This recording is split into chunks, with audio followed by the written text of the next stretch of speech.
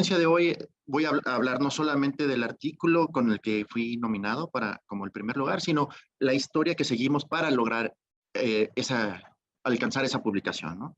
Entonces, primero, pues quiero dar una breve introducción sobre los procesos de deforestación y degradación en México, porque estos son importantes en términos de carbono, ¿no?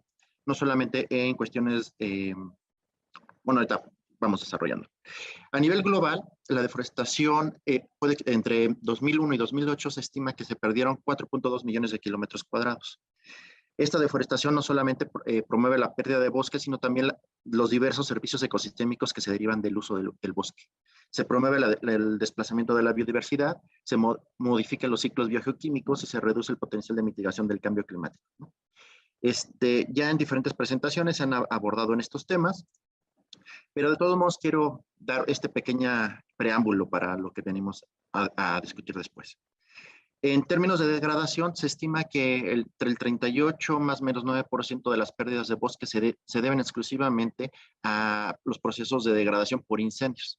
Los incendios, a su vez, modifican la estructura y composición del ecosistema y no necesariamente se pierde el parche para poderlo reconocer. Se puede modificar la estructura y toda la dinámica interna en el sistema y, por lo tanto, el ciclo de carbono y el ciclo hidrológico se ve modificado. Entonces, en esta figura, en la parte inferior, presento pues, las dinámicas de deforestación, que básicamente puede ser la expansión de la frontera agrícola o las zonas urbanas, y por otro lado podemos tener los incendios. Y en una interacción entre ambos procesos nos modifican el sistema del ciclo de carbono. Esta imagen muchos ya la conocen, pero lo que quiero presentar aquí es que en línea roja son las anormalidades climáticas que se han venido registrando y a su vez en la línea azul se ve el aumento de las concentraciones de CO2. Entonces, esto nada más es para mostrar cómo hay una estrecha relación entre la modificación climática con las concentraciones de carbono y por lo tanto el ciclo de carbono resulta ser fundamental. México está en un país bueno, en una región tropical, entonces me gustaría platicar sobre la importancia de esta región. Las zonas tropicales, más o menos, representan el 45% de toda la superficie terrestre del mundo. Bueno, en esta región se concentra cerca del 98% de toda la deforestación del mundo, se concentra el 84% de todos los incendios que se observan igual en el mundo, y sin embargo en esta región solamente se da el 50% del secuestro.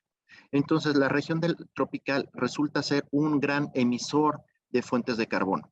Entonces si pudiéramos reducir las emisiones por incendios y por deforestación, podríamos aumentar el potencial de secuestro. Ahora bien, en México, de acuerdo con datos oficiales del INEC, aquí nada más pongo una parte de la información, en el Atlas Nacional de Emisiones de Gases de Efecto Invernadero, reportan que en una media del 12.3% de las emisiones se refieren a los procesos de deforestación, donde en los últimos años hemos visto una reducción de estas emisiones, de pasar un 17% a un 7%.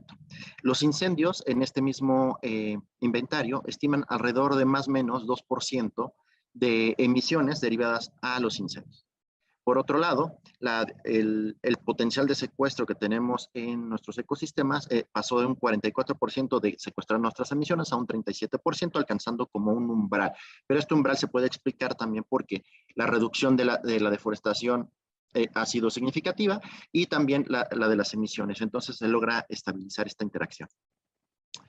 De acuerdo con los datos de CONAFOR, aquí en la imagen de abajo del lado derecho, se muestra que aproximadamente el 50% de los incendios que se presentan en México son en bosques templados, mientras que un 30% es en otro tipo de ecosistemas tropicales, matorrales y demás, y los bosques tropicales secos y húmedos explican un 17%.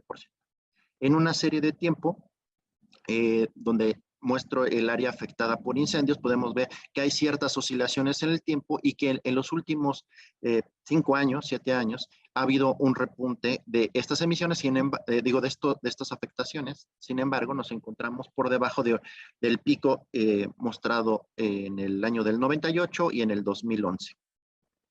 Sin embargo, pues no sé si se acuerdan, bueno, no sé si se acuerdan, en el año del 2019, que por todos lados en la ciudad había reportes de incendios, nos tocó ver todo, pues para los que no viven en la ciudad, se lograba ver en todos lados de la ciudad el humo, no se podía respirar y hubo periodos de contingencia ambiental.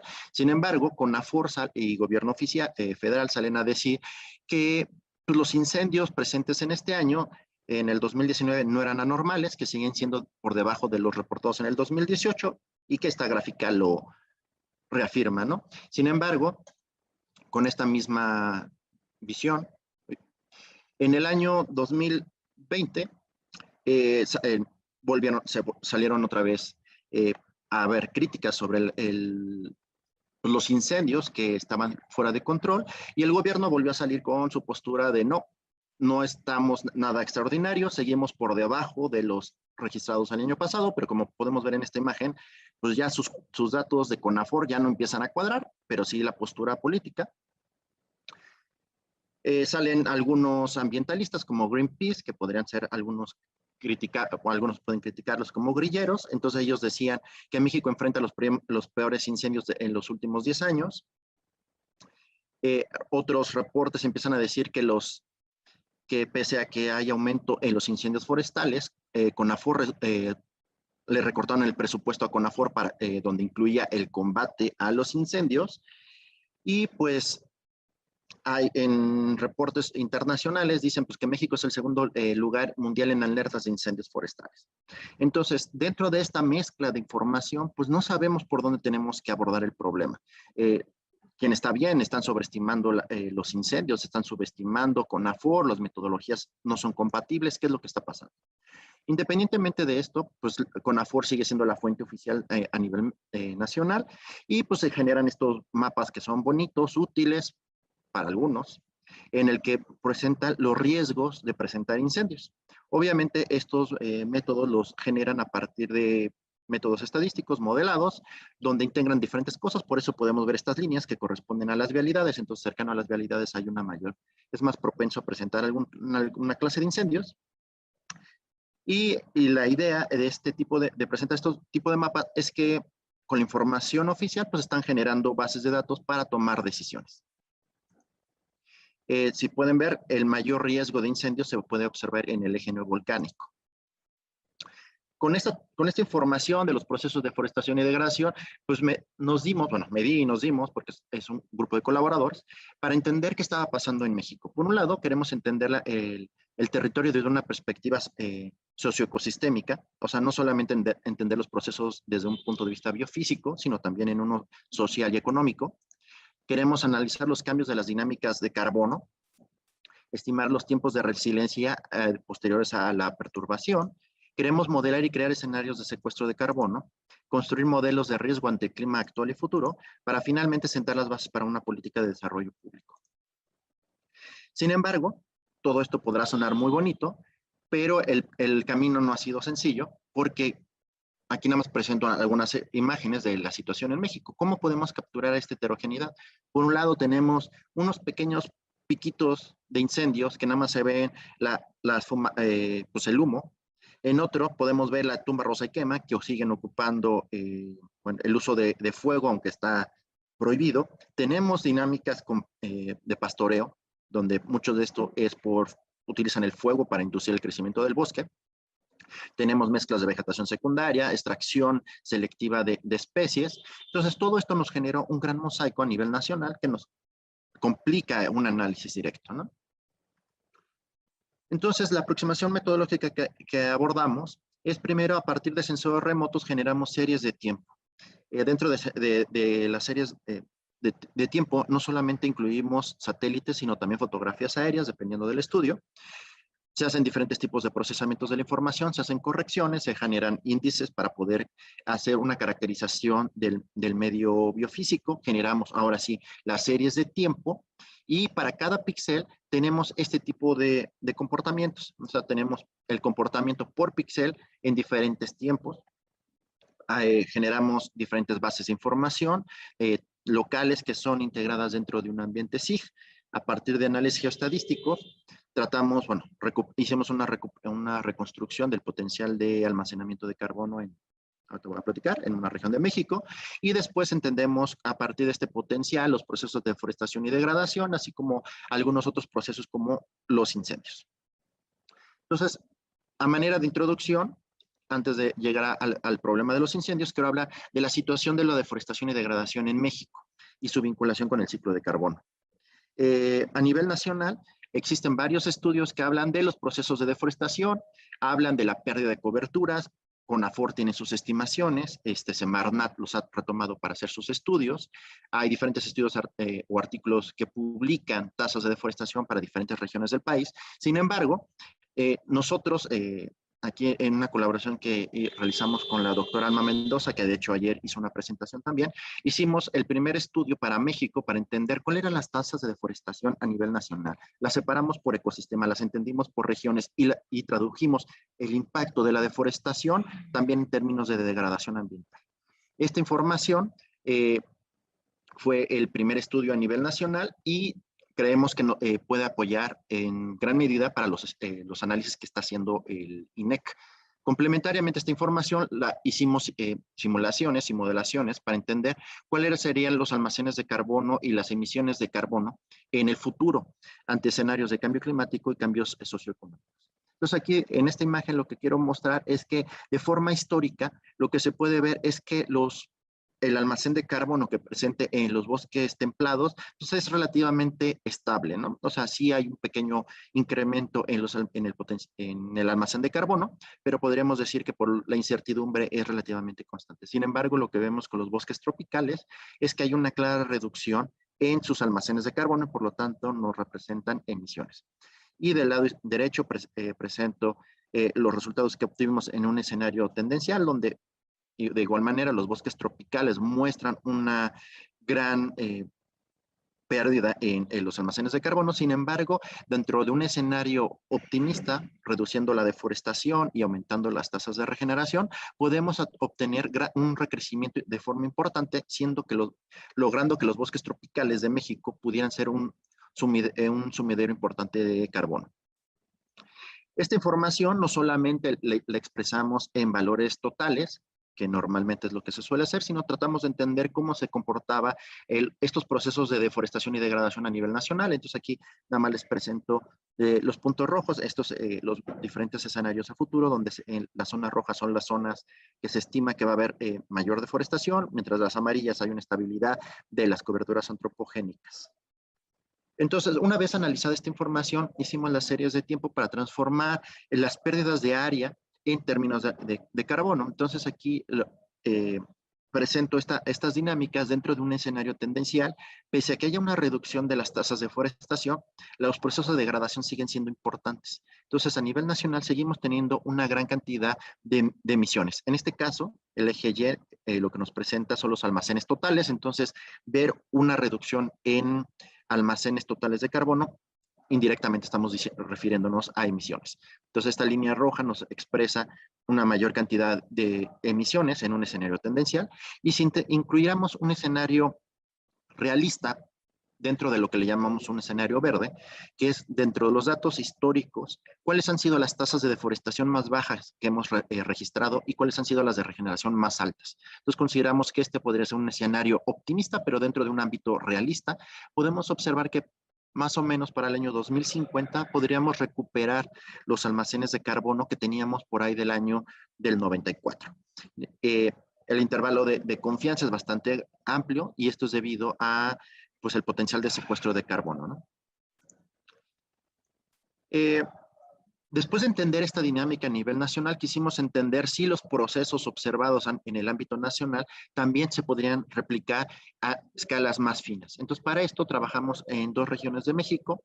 Una es la cuenca del Usumacinta, donde incluimos el análisis de Guatemala dentro de este análisis, y en las costas de Oaxaca. Empezaré con los datos del Usumacinta. Los datos que nos presenta es que igual las dinámicas de deforestación son bastante marcadas en esta cuenca. Encontramos que en escenario tendencial, los procesos de deforestación van a tener grandes impactos en emisiones de carbono. Y aquí presento las emisiones totales de esta cuenca.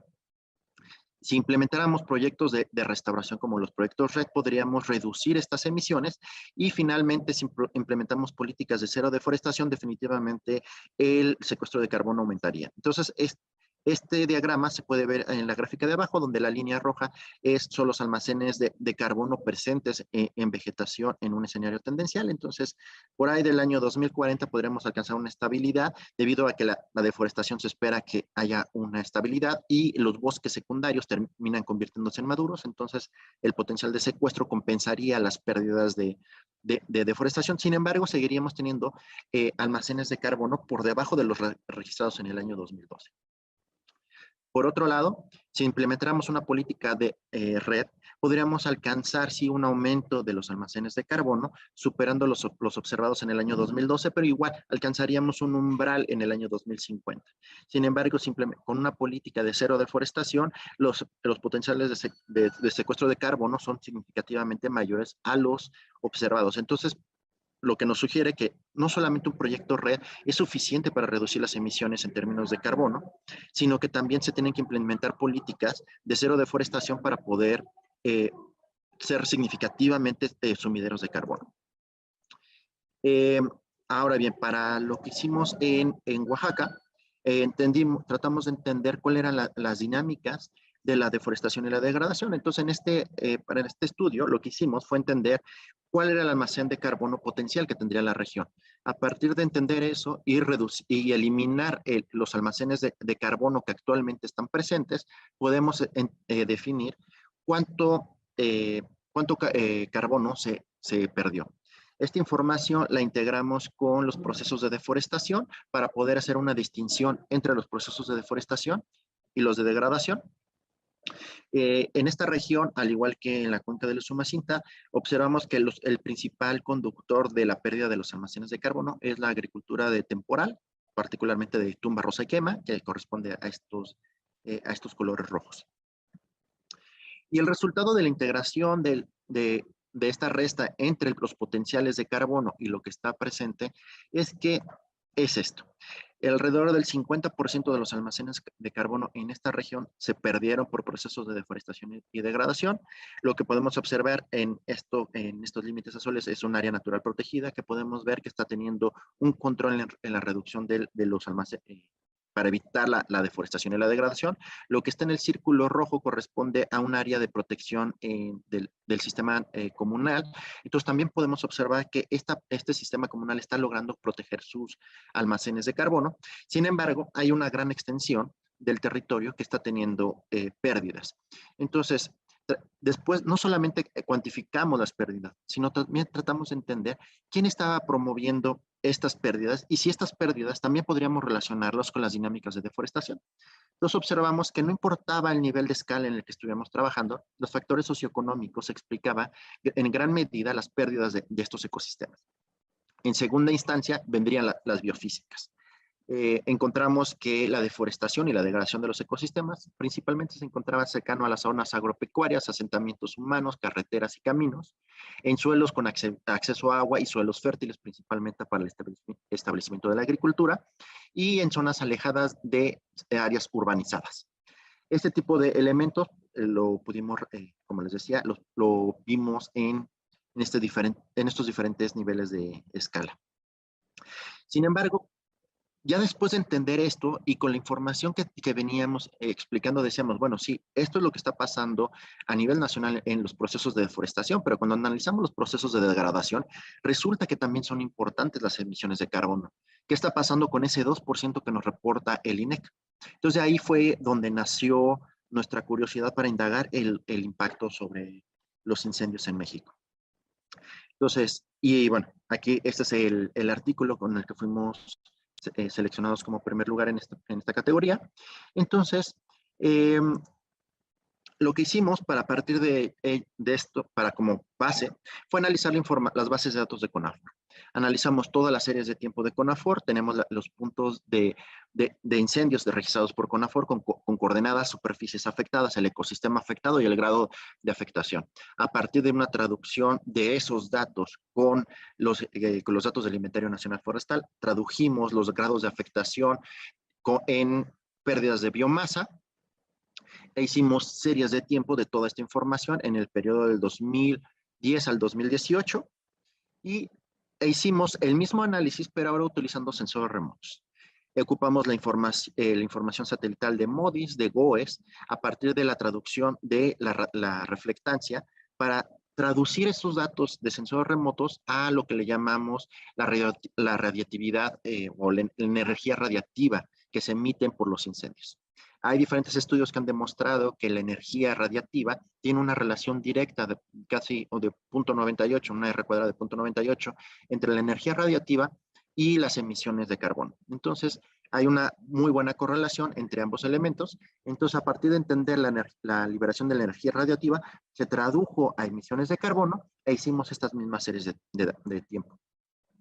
Estas series de tiempo las tenemos cada 15 minutos, igual del año 2010 al año 2018, y entonces comparamos la información. En esta primera imagen, lo que quiero mostrar del lado izquierdo son los datos y la temporalidad de los incendios en México, de acuerdo con CONAFOR, mientras que del lado derecho son nuestros datos a partir de información satelital. Y lo que podemos ver es que realmente el comportamiento es similar, son comparables, bueno, a lo mejor las magnitudes cambian un poco, pero las tendencias y la proporción que se concentra en época de secas demuestra que ambos bases de datos nos arrojan las mismas conclusiones, que en abril, mayo y junio es donde se concentra casi el 70% de todas las emisiones de carbono por conceptos de incendio. Ahora bien, cuando tratamos de entender este contexto en no solamente un total nacional, sino cómo se distribuye a nivel nacional, en este caso ecosistemas, vemos que del lado izquierdo está un comparativo. En la imagen del lado izquierdo son los datos de CONAFOR, donde nos muestra que más del 60% del área afectada se concentra en bosques templados, en menor medida en los bosques tropicales húmedos o en la selva alta perennifolia, luego viene la selva baja caducifolia, los matorrales y las coberturas antropogénicas pues, representan como un 20%. ¿No? Sin embargo, cuando analizamos esta misma información, pero con sensores remotos, podemos ver que los bosques templados en México representan menos del 20% del total del área afectada a nivel nacional. Ya no corresponde el 60% que originalmente CONAFOR nos decía. Resulta que el 5% más o menos que nos indicaba CONAFOR que las selvas bajas presentaban áreas afectadas, pues con sensores remotos nos indica que ese es más del 20%. Y si unimos los bosques tropicales, selvas húmedas y secas, podríamos aumentar casi un 40%, siendo que no llegan al 10% con los datos de CONAFOR. Cuando tradujimos esta información en términos de emisiones, podemos ver que las cosas todavía son peores. Por un lado, de acuerdo con las emisiones, podríamos tener hasta un 70% de emisiones en bosques templados. Hay una gran variabilidad, algo pasó en el año 2015 que todavía no logramos distinguir, que es un pico que también logramos distinguir con sensores remotos, pero podemos ver aquí estas dinámicas donde podemos observar que los bosques tropicales secos, pese a tener una baja cantidad de almacén de carbono, representan una gran proporción de las emisiones a nivel nacional. En esta gráfica muestro las series de tiempo a nivel nacional del número de incendios que reporta CONAFOR contra lo que nosotros pudimos estimar. Lo que se puede observar son los órdenes de magnitud. Aquí tuvimos que multiplicarlo por 100 para poder hacer comparables las magnitudes y que la gráfica no se distorsionara. Por otro lado, tenemos las emisiones derivadas por los incendios, donde más o menos CONAFOR nos podría dar una media de 2 o 1.8 teragramos de carbono en promedio, mientras que con nuestra aproximación estamos alrededor de 20 teragramos. Tenemos un orden de magnitud de diferencia. Obviamente, estas diferencias también tienen una implicación a nivel espacial. Por un lado, en la imagen del lado izquierdo, podemos ver la densidad de áreas quemadas a nivel nacional, donde los datos blancos básicamente corresponden a sitios no incendiados, de acuerdo con datos oficiales. Porque de acuerdo con los datos oficiales, los incendios corresponden a aquellos elementos que mandan un verificador y hacen un registro con coordenadas de esta información. Por otro lado, tenemos del lado derecho que a nivel nacional, pues casi todo el país se incendia. Por un lado, CONAFOR nos indica que en el eje neovolcánico se concentran los mayores o la mayor cantidad de incendios. Básicamente responde cercana a las ciudades, donde hay mayor facilidad de acceso. Sin embargo, nuestro estudio indica que la parte sur del país, particularmente la península, concentra la mayor frecuencia de incendios. Ahora bien, después de entender esto, y bajo un principio del cambio climático, podemos ver que entre el cambio de temperatura y precipitación nos podría sugerir que los incendios van a ser más frecuentes.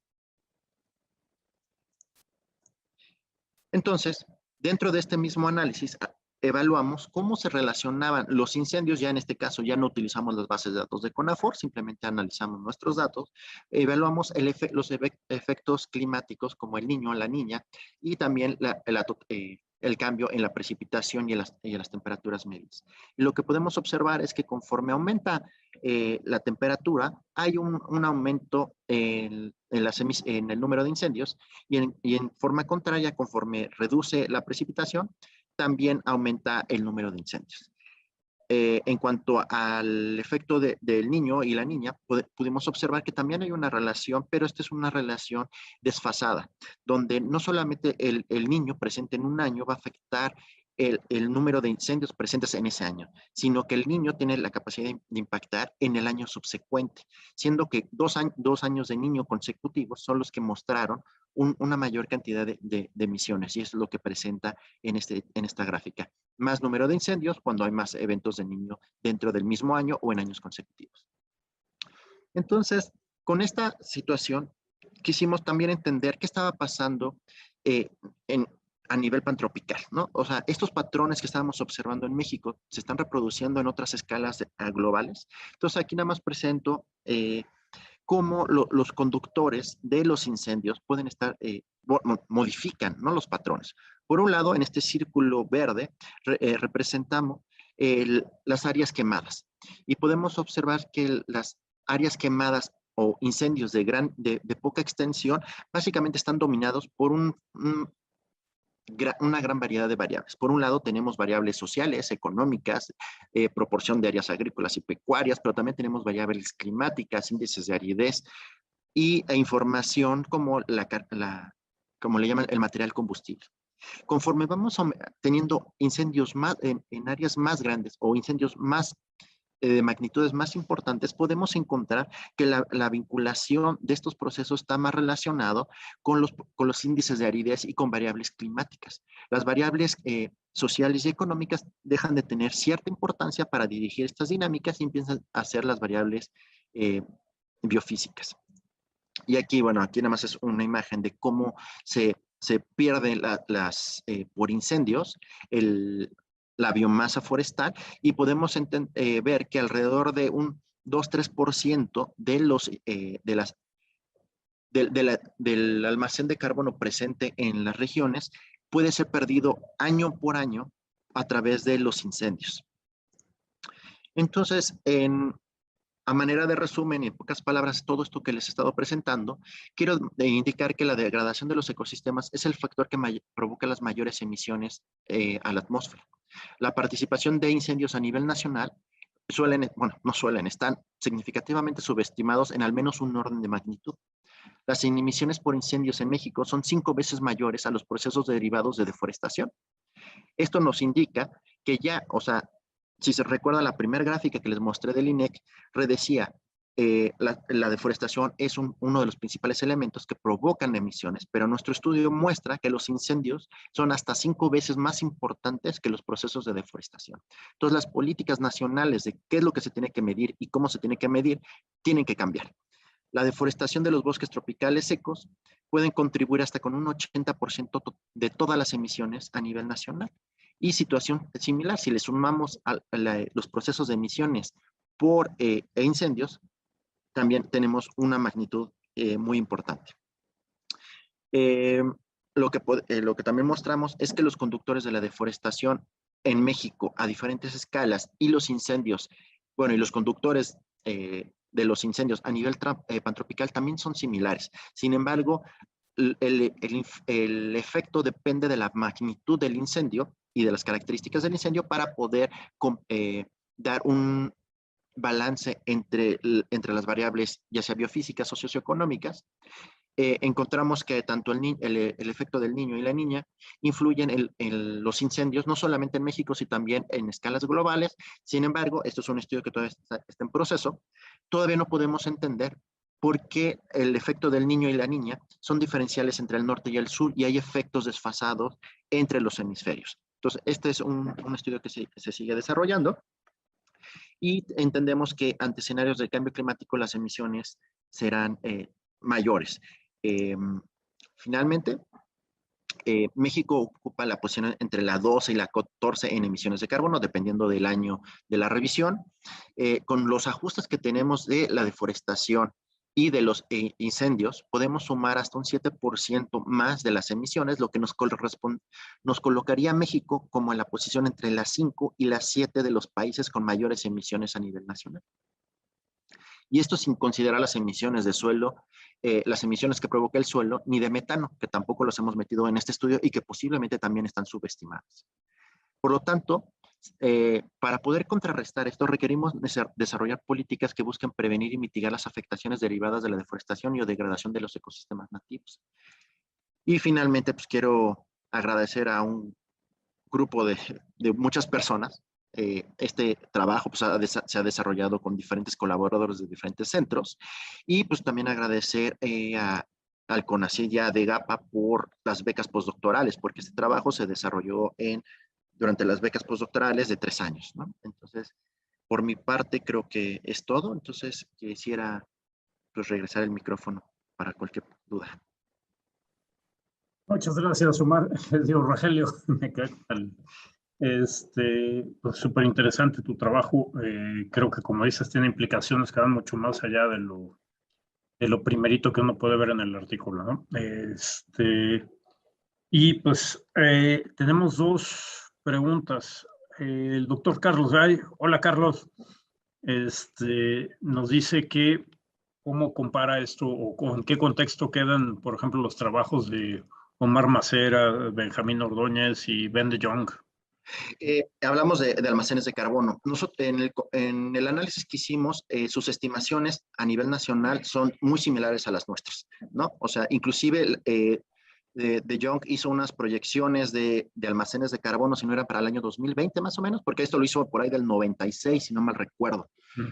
Entonces, sus estimaciones son muy parecidas a las de nosotros.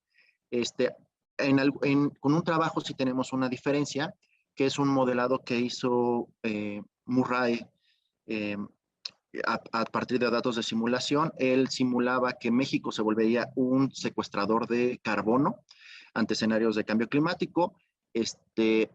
Yo tengo algunas discrepancias en la aproximación. Básicamente la discrepancia es que él tiene valores de biomasa medios superiores a las 200 toneladas, que son valores para un bosque maduro de bosque templado. Entonces, él los ocupaba para bosques tropicales secos. Entonces, yo creo que por ahí podría venir una subestimación de las pérdidas y por eso México se volvería un secuestrador, pero de acuerdo con esos trabajos seguimos en los mismos órdenes de magnitud.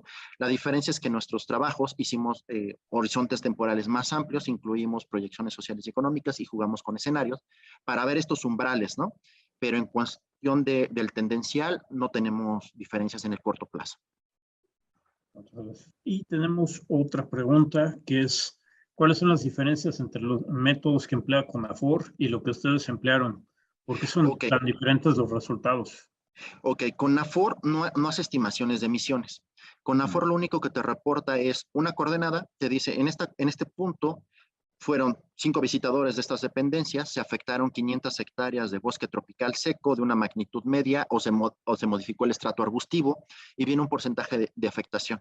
Esa información nosotros la tradujimos a pérdida de biomasa.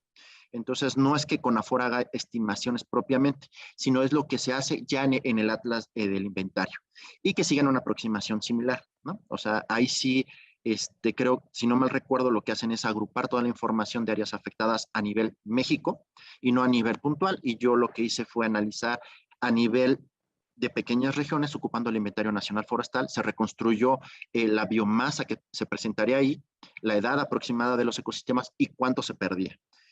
Esa es una de las diferencias. Pero la diferencia principal es que CONAFOR tiene que mandar un visitador para reconocer que un incendio existe. Eso quiere decir, si hay 2 incendios, uno en cada lado de un cerro, pero el visitador nada más fue a visitar una ladera, el incendio del otro lado no es registrado. Por lo tanto, tenemos subestimación. Además, si sumamos que en el 2019 una reducción entre el 20 y 30% del presupuesto dedicado a CONAFOR al combate de incendios, en ese sentido, estimo, más o menos, un 20-30% de reducción del registro de incendios a nivel nacional. Pero no es que haya menos incendios, simplemente es que se registran menos. Por eso considero que es importante cambiar a imágenes satelitales en tiempo real para poder hacer estos monitoreos y no depender solamente de las visitas de campo, que seguramente son muy importantes, pero no tiene que ser la base para basar nuestro inventario de emisiones. Entonces, no sé si contesté la duda. Sí, sí, sí. Y esa fue una pregunta de Carlos Alberto Ruiz Jiménez. Ahora vamos con una de Diego Jafet Rodríguez Fernández y nos dice, ¿cómo se puede desde la política nacional luchar contra estas emisiones provocadas por incendios y por deforestaciones de una manera realista y de una manera ambientalmente drástica que afecte a la economía del país, así como la parte social? ¿Qué otras alternativas más balanceadas con el ámbito social y económico se pueden tomar? Creo que es una pregunta súper complicada. O sea, primero, o sea, yo creo que el primer paso es tener datos más confiables, ¿no? O sea, no podemos partir ninguna política con los datos de CONAFOR. Eso es un hecho. O sea, las políticas de combate al incendio están enfocadas al eje neovolcánico. Pero si vemos que todos los incendios o la gran mayoría de los incendios pasan en las selvas bajas y en la península de Yucatán, pues el presupuesto está mal dirigido. Entonces, primero es tener un buen monitoreo a nivel nacional. Después, el monitoreo de CONAFOR incluye las causas de los incendios. Dentro de estas causas consideran el vandalismo, la expansión agrícola y pecuaria, pero casi el 90% es por vandalismo. Pero igual, no podemos entender las causas si los muestreos no son correctos. Entonces es lo que que estamos explorando, ¿no? Es algo que está en este momento entender cuál es el contexto territorial que define los incendios. Por un lado, si vemos a nivel pantropical, que los incendios más grandes están con factores climáticos y creo que contra eso poco se puede hacer. Se podrá frenar, se podrá tratar de mitigar, pero poco se podrá hacer. Los impactos más importantes son a pequeña escala y que resultan que a veces representan, todavía no tengo los datos confiables, pero más del 50% de las emisiones son a este nivel. Son pocos incendios, pero muchos, ¿no? O sea, de poca magnitud, pero muchas veces.